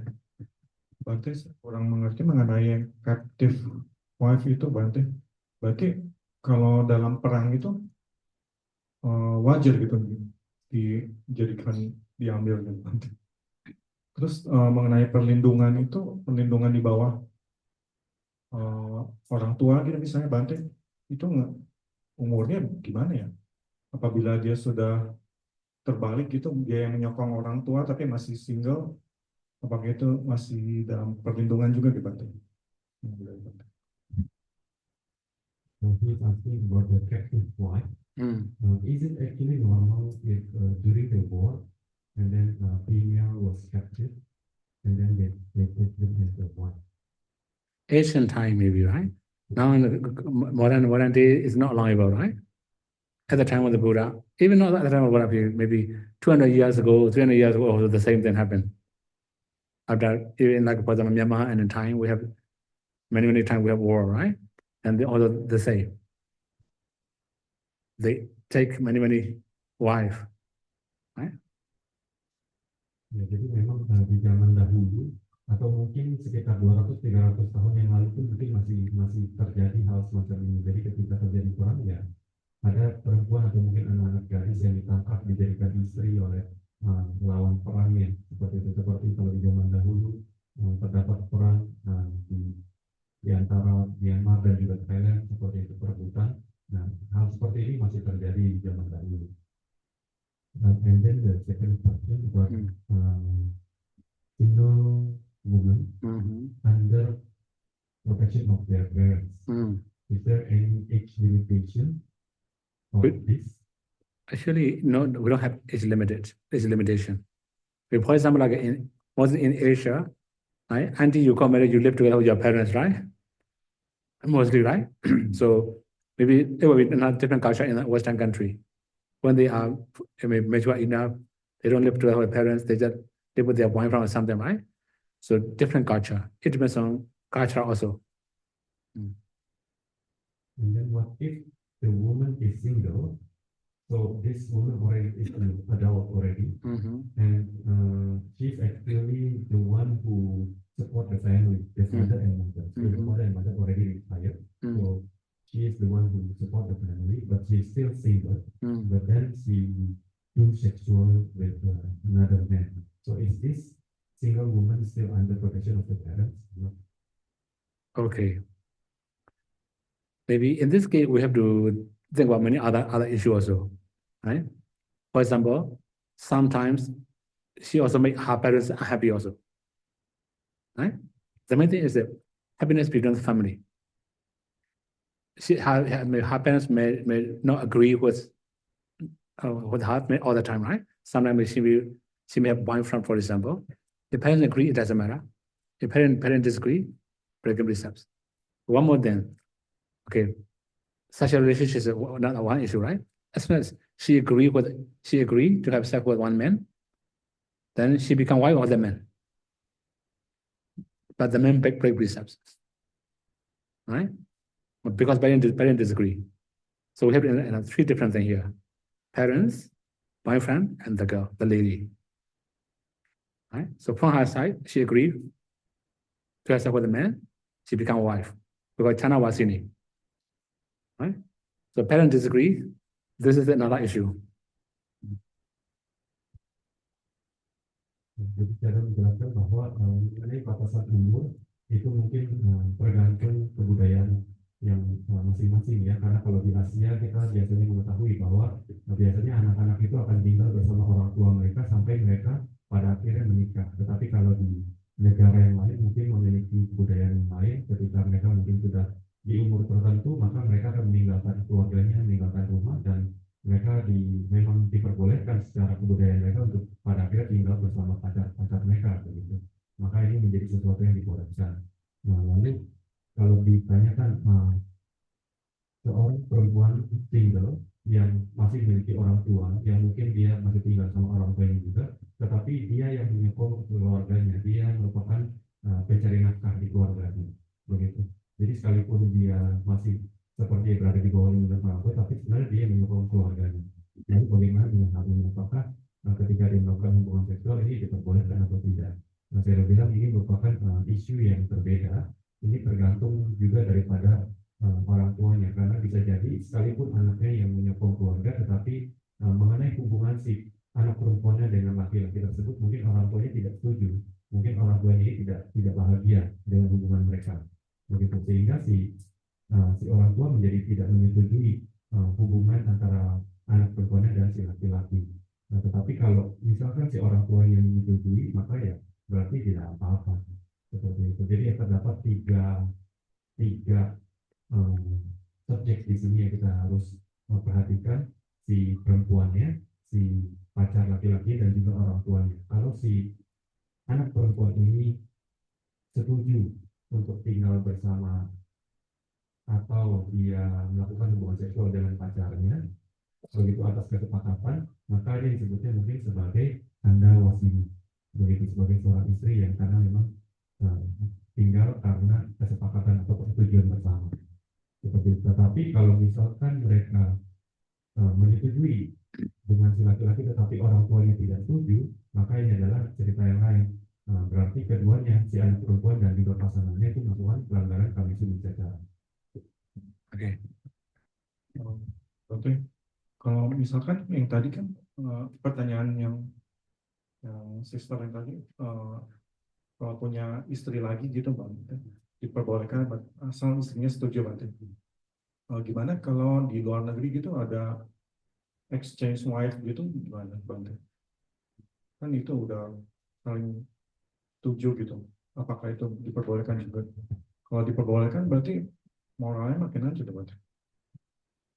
In the Western world, they have this culture of exchanging wives. So if this exchanging wife is a allowable thing to do, it means that can we say that the morality of people is actually degrading. Okay, according to the precepts, right?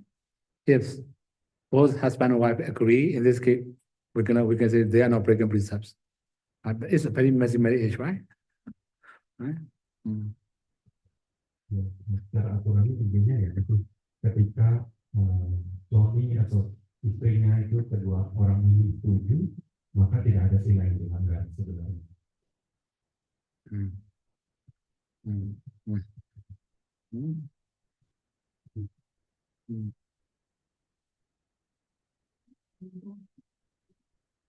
Jadi ada dana efektif. When I talk about flexible, I said when we do dana, or if we make an aspiration for, like example, if I make aspiration after I doing dana, may this dana can help me to abandon the dependence of nama rupa. So is it will be effective or not? Since Saida said at Sibodas, only dana cannot help us to attain dana, right? Sure, We sure. need to practice another. So is it will be effective, that kind of aspiration? May I be able to realize what's the aspiration? May this dana can help me, can support me to abandon the dependence of nama rupa. Depends on nama rupa. Semoga dana ini bisa membantu saya melepaskan kebergantungan dari nama rupa. Attachment to? Attachment to nama rupa. this is suffering where it depends. Nama rupa is either, nama rupa is they depend each other, so cause us suffering. So may I can abandon this kind of dependence. So is it will be adaptive or not? Actually, it will be very messy, right? For example, okay, we have a nama rupa. Okay, just okay, we can say you make aspiration, may and be free from attachment to nama rupa, right? Okay, you can be free from attachment to nama rupa. If you attachment to other, then what will happen? Right? You don't have attachment to nama rupa. Nama rupa is the ultimate reality, right? If you attachment to concept, what will happen? Right? This is actually there are many loose holes in this case, right? So the clearest one is may I take nibbana. May this jhana will be supporting cause of nibbana. It will be easier. Don't make messy, right? Tadi pertanyaannya terlepas dari kebergantungan pada tapi maksudnya untuk ibadah bukan? Ya cuma mungkin pilihan kakaknya jadi ada di seperti ini. Saya pilih ibadah. Saya bisa This nibbana not really easy to understand that if may I attain nibbana or what is nibbana, sometimes we are not really get the meaning. So Okay. Sure. Another thing is if you make aspiration, may I be free from attachment to nama rupa also. Right? Very messy again. Not that simple, right? Yeah, trying to understand nibbana easier. Right? Ya, jadi tadi ditanyakan karena saya tahu di Kibodas pernah berkata bahwa hanya dengan berdana saja itu tidak dapat membantu kita untuk beribadah.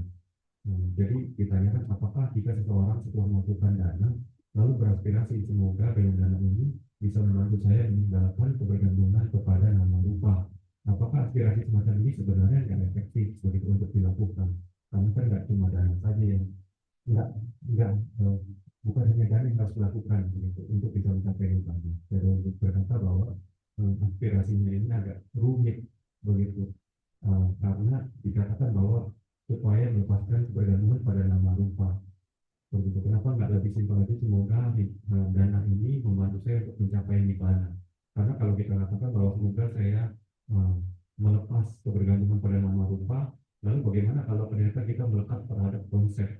Jadi kan terdapat hal yang lain yang sebenarnya bisa menjadi celah kita celah begitu, di mana kita sebenarnya masih bisa melekat atau terikat pada hal itu begitu.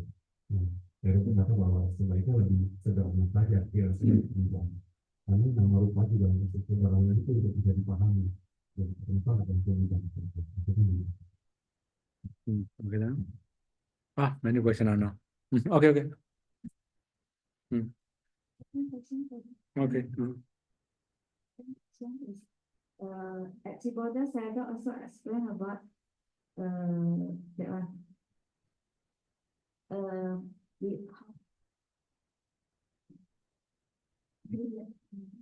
Okay. Cibodas, I will say about that one. 5 faculties. With 5 faculties. So to be improved fast, one of the cause is that what Dandavina and Kibabinya. Okay. So about the with faculties, how can we know our faculties is strong enough or mature enough? How we can know this faculties is mature enough? Okay, very wide question also, right? Okay, I should say briefly, right? For example, saddha, confidence, right? Anshikeva saddha and shikeva saddha, 2 types. So when you have anshikeva saddha, one more thing, anshikeva saddha sometimes also can be misunderstood as a mana, be careful, right? So that means important, right? This is not really called saddha. This is the mana. So if we have anshikeva saddha, we can say this is a strong faculty or saddha.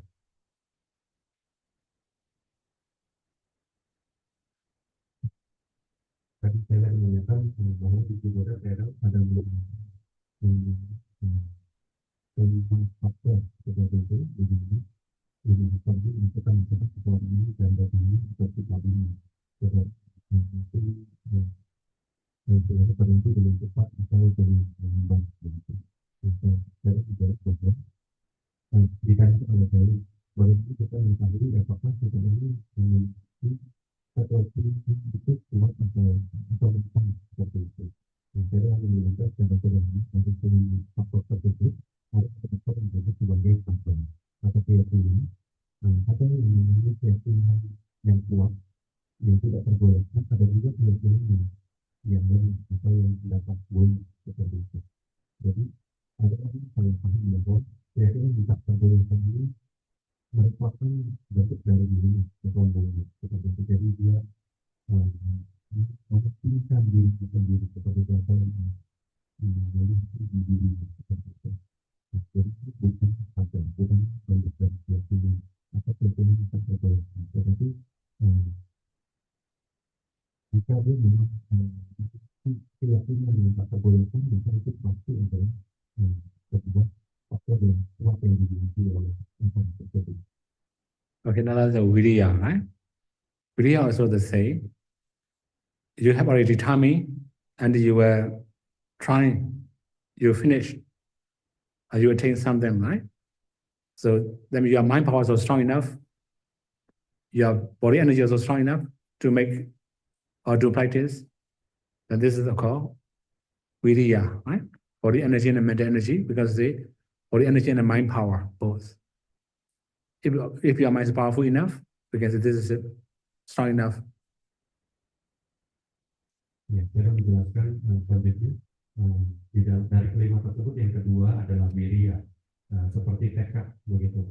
Nah, jadi jika seseorang memiliki tekad yang kuat, maka dia akan berusaha untuk memenuhi atau menyelesaikan begitu, menyempurnakan atau mencapai apa yang dia tekadkan. Maksudnya seperti itu.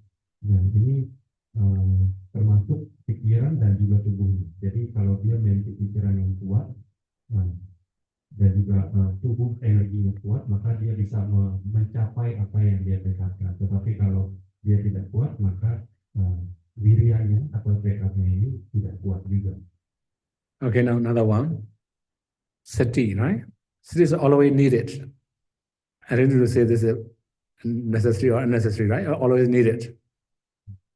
Lalu selanjutnya adalah sati, perhatian, di mana perhatian ini selalu dibutuhkan. Jadi kita tidak bisa katakan bahwa apakah sati ini dibutuhkan atau tidak, karena memang harus selalu ada, selalu dibutuhkan. Okay, part of samadhi, okay, we have synonym of samadhi, this is called ekakata, one-pointedness. If you can keep knowing one object continuously, then this means because your concentration is good enough. Lalu yang selanjutnya adalah samadhi. Samadhi ini memiliki yaitu ekagata. Jadi ketika seseorang dapat memperhatikan atau memiliki satu objek saja untuk waktu yang terus menerus atau waktu yang lama, maka bisa dikatakan yang memiliki samadhi yang kuat. For Banya, there will be many also, right? If we summarize, if you can know right path and wrong paths, this also we can say Banya. Another thing is it, what is the obstacle that make your improvement slow? You must know the obstacle. Selanjutnya adalah Banya. Jika seseorang mengetahui mana jalan yang benar, mana jalan yang salah, seperti itu, ini juga bentuk dari Banya atau kebijaksanaan, atau mungkin dia juga bisa mengetahui hal-hal apa saja yang bisa menghambat dia. Nah, ketika dia mengetahui hal semacam ini, berarti dia memiliki Banya. Okay, nah.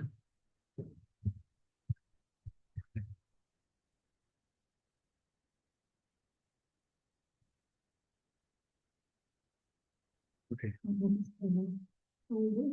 like to ask, but I a bit forgot about Bhikkhuni Upalawanya. What is what's done in the past? Then after that, what after Bhikkhuni? I don't know also. I don't remember also, right? Okay, now another question now. Okay.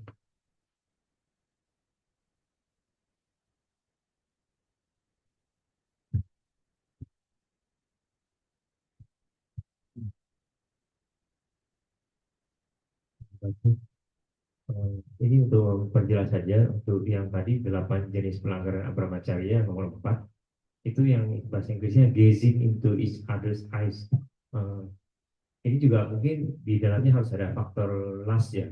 Kalau kita praktek Brahmacharya di retret kan kita menghindari kontak mata. Tapi kalau di rumah kita praktek kan ada kadang-kadang kita harus berkomunikasi dengan orang dan juga tatap mata. Apakah itu juga termasuk biasa aja atau bukan? So, among the 8 aspects to avoid in the Brahmacharya visa, there is one avoiding to gaze into each other's eyes. Sure. So in this factor, there must be lust factor. Right? Sure. Okay. Jadi memang perlu ada faktor nafsu di sana. Tanpa nafsu tidak apa-apa. Okay, then.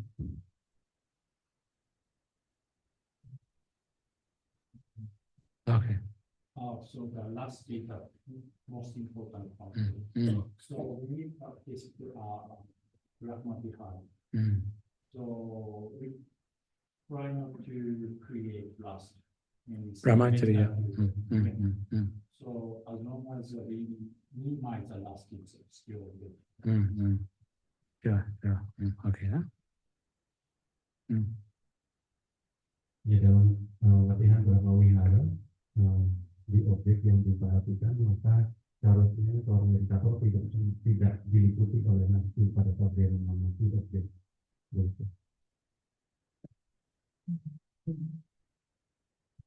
I just want to confirm that. So, if a couple married without a prefer of the women's parents, so each time they make a sexual intercourse, they break the precepts. Okay, one more time, right? You can say the first time, maybe, right? The second, because the first time she became wife already, right? Chana was in the wife already, right? So they may live together, right? For example, like sometimes without parents' permission, they will live in an isolated area, for example, right? So for the first time, she will break precept. Second time, because become wife already, cannot say breaking precepts.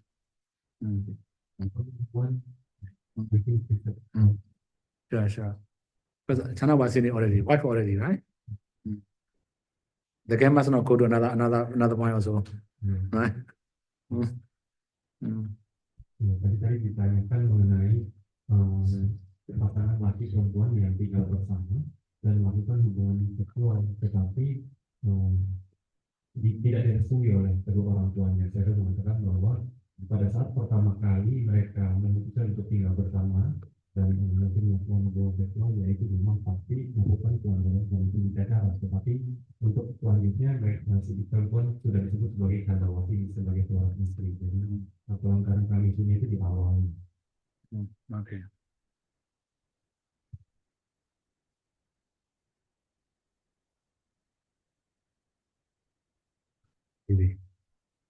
Today we can finish earlier, right? The topic is not the sign of object, right? Okay. We will share more, right? Eta vada cha amehi sambadam punya sambadam sabbe dewa numodandu sabbe padisiddhya. Eta vada cha amehi sambadam punya sambadam sabbe buddha numodandu sabba sampatti siddhya. Eta vada cha amehi sambadam punya sambadam sabbe satta numodantu sabba sampatti siddhya. Idame nyatina hotu sukhita hontu nyadayo. Idame nyatina hotu sukhita hontu nyadayo. Idame purina hotu sukhita hontu nyadayo. Idame punya asawakaya Vahang hodu idambe punya nivanasa pajayo hodu mama punya bagan savasatan bhajemi desabe desama punya bagam lavandu sandu sandu sandu.